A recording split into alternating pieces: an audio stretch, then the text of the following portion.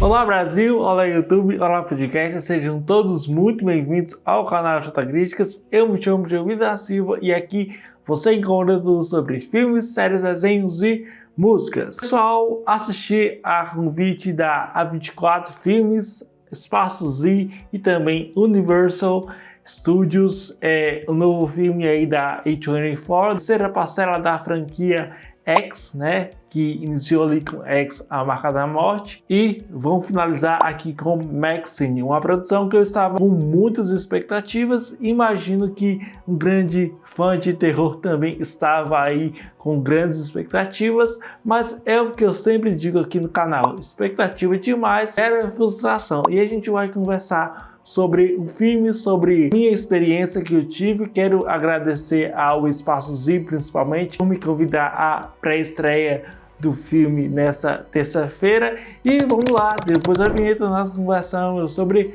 Maxine.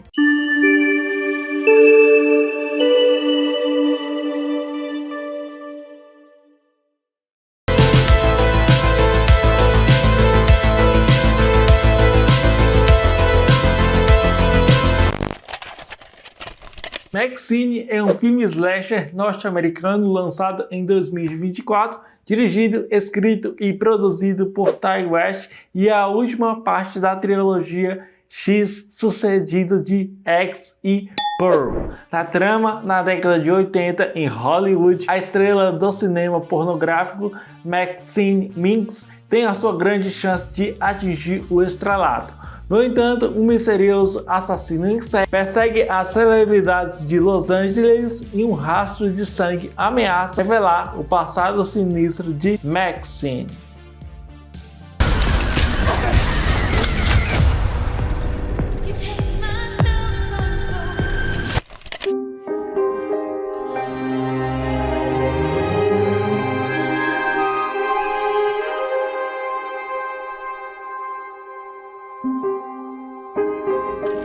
Maxine, o capítulo final da trilogia de terror de Ti West, estrelado por Mia Goth, chegou às telonas como uma montanha-russa de violência, ambição e horror psicológico. Se por um lado o filme entrega atuações memoráveis, uma direção interessante e uma atmosfera imersiva, por outro, tropeça em alguns pontos que impedem que alcance o status da obra-prima absoluta, que na verdade não é uma obra-prima absoluta, mas vocês entenderam. O capítulo final dessa trilogia, idealizado aqui pelo Ti West, novamente na direção, roteiro e sendo um dos produtores dessa trilogia aí, a saga X, com a própria Mia Goth, a neta da atriz Maria Gladys, traz novamente a Maxine tentando a fama aqui em Hollywood, agora ambientada na década mirabolante dos anos 80. Inicialmente percebemos um cuidado magistral do cineasta ao trazer elementos, referência,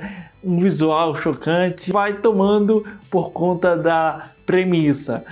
O fato de Maxine querer embarcar nessa vida sendo essa atriz que ela tanto sonha desde criança. Inclusive o filme também ele abre, né, falando um pouco sobre a infância da Maxine e esse sonho de ser uma estrela.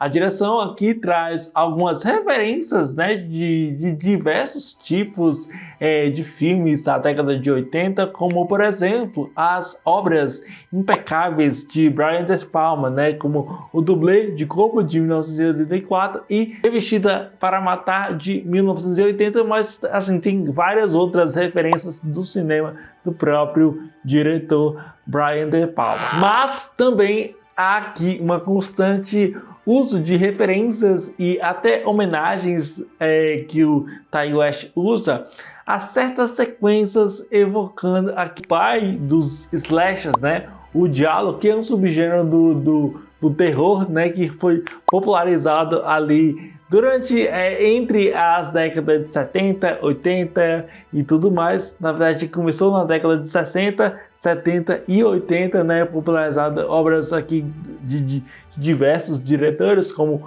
o próprio Dario Argento, o Mario Bava, entre outros aqui. Mas o filme, pelo menos para mim, perde totalmente o foco quando existe aqui um filme que não traz os elementos necessários para que traga aqui um dinamismo interessante, porque se em X, A Marca da Morte, existia sim uma construção de aspectos do horror, prezando homenagens ao cinema do horror da década de 1970 e por possuir aqui momentos muito marcantes, como por exemplo a cena do crocodilo, a cena também da Jenna Ortega gritando ali, e aquela cena do ato final é realmente muito chocante. Ou até em Pearl de 2022, do mesmo ano, o diretor, e juntamente com a brilhante interpretação de Mia Goth, ao se concentrar em um trabalho primordial, trazendo aqui mais homenagens, mas dessa vez homenagens aos filmes da década de 30 até a década de 50, principalmente bebendo fontes ali de, por exemplo, O Mágico de Oz, de 1939. Assim, ele faz com que essa franquia ganhe muito mais reconhecimento. No caso, Pearl foi um estouro, realmente muitos canais, muitas pessoas realmente começaram a enxergar com outros olhos. Não, realmente acho que essa franquia tem caldo para manga. Mas infelizmente, Maxine não segue essa mesma trajetória. Muito pelo contrário, o filme ele é mais um drama existencialista que coloca a personagem tentando a fama como atriz, já que ela aqui é descoberta aqui pelo agente, né, que é interpretado pelo Giancarlo Esposito, né, que faz aqui o agente dela, que é o Ted Knight, né? Existem aqui algumas performances memoráveis, como por exemplo a caricatura, né, que o Kevin Bacon dá ao seu personagem, que é o John Labat, que segue aqui como uma espécie de assassino de aluguel, ou até outra coisa ali que nem isso o filme sabe o que ele propõe. Assim, ele desenvolve isso, ele fala bem o que ele faz ali, só que não fica 100% claro para o telespectador. A direção principalmente vai se utilizar desses elementos, mas não consegue elaborar nada de minimamente interessante, sabe? Bom, há aqui um problema que eu acho que pode ser um dos principais fatores dos demais apresentados na produção. Maxine é um filme que faltou mais cenas marcantes, né? Cenas que causem um impacto mais forte na produção. Afinal, essa franquia se iniciou trazendo todo esse impacto ao público. Porém, as ideias do roteiro é causada por uma certa indecisão da direção ao não conseguir elaborar bem o seu filme. Outro ponto, que esse já é um ponto positivo, é como o diretor cria elementos utilizando um estilo mais retrô, a fotografia nas roupas feitas pela figurinista Mari Ancio. Aqui um uso bem feito nesse quesito, ou também nas escolhas das canções da própria produção. São músicas populares que acho que todo mundo deve conhecer. Só que assim eu tive uma certa fiquei pensando e fiquei rebutando isso no texto que eu estava escrevendo hoje.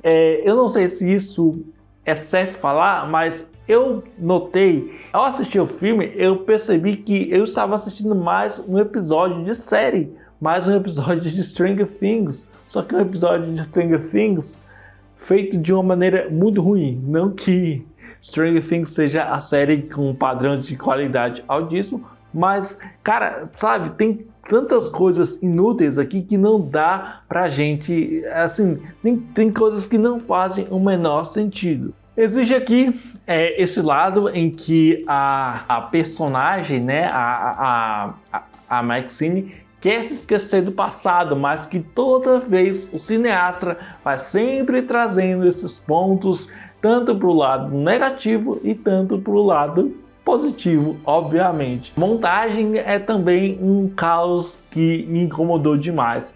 As cenas que tentavam se encaixar não faziam para mim um sentido, não tinha um...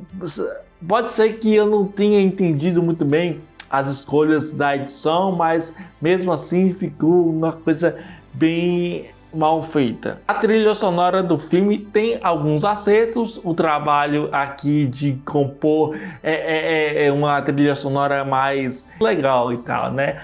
Tem aqui uma identidade própria, uma coisa mais assim, só que é algo jogado na trama que não faz o menor sentido, que até faz sentido, só que às vezes o roteiro ele é tão cafona, ele é tão mal escrito que não faz a menor diferença. Além da trilha sonora, temos aqui o próprio figurino, né?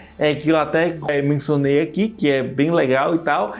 Só que assim, outro fator interessante é o cabelo e a maquiagem, que mistura elementos impecáveis.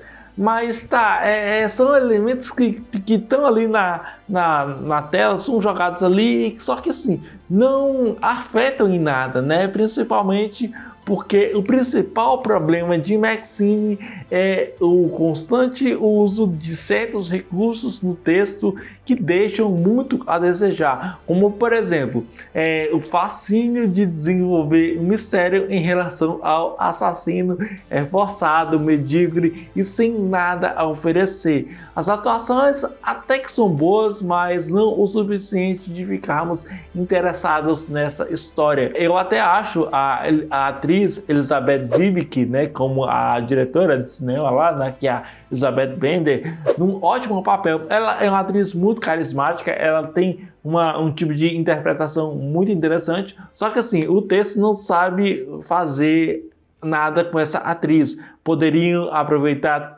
também aqui a Lily Collins, né, que aparece ali em uns 15 minutos e depois ela morre, e não é spoiler, mas sei lá, são coisas que não fazem o menor sentido. O Mose Sommer, né, que é o amigo da Maxine, é até bem compensador, mas são coisas, o ator até tenta criar ali um vínculo com o telespectador, mas o tempo passou demais e o cara, quando a gente mal espera, ele morre ali, né? Assim, tem outros personagens, tem ali o Kevin Bacon, né, que eu já comentei aqui. Bom, em resumo, Maxine é um filme visualmente deslumbrante, com algumas atuações impecáveis e uma atmosfera imersiva. No entanto, o ritmo desequilibrado, o final, aqui assim, eu nem vou comentar aqui porque vai ser spoilers, mas é o final abrupto, e falta aqui uma certa coesão com a trilogia, né, que impede, né, que tenha aqui um alcance no potencial desejado, né? Ainda assim, é uma obra que traz uma coisa meio perturbadora, instigante, que merece ser assistido, né? Eu não vou dizer que não assistam esse filme porque é uma bomba, não, mas ponha por sua conta em risco. E eu fecho aqui Maxine, terceiro filme da trilogia X, com a nota 5,5. E eu queria saber de você, qual é a sua opinião sobre Maxine? Você já assistiu a produção? Pretende assistir nos cinemas? Deixa aqui nos comentários. Se você é novo aqui no canal, eu vou te pedir para que você se inscreva aqui no canal, ative o sininho de notificações e não se esqueça de deixar um joinha para ajudar a divulgar esse vídeo para outras pessoas. Então é isso aí, pessoal. Muito obrigado. Até a próxima. J Críticas. Valeu e até a próxima.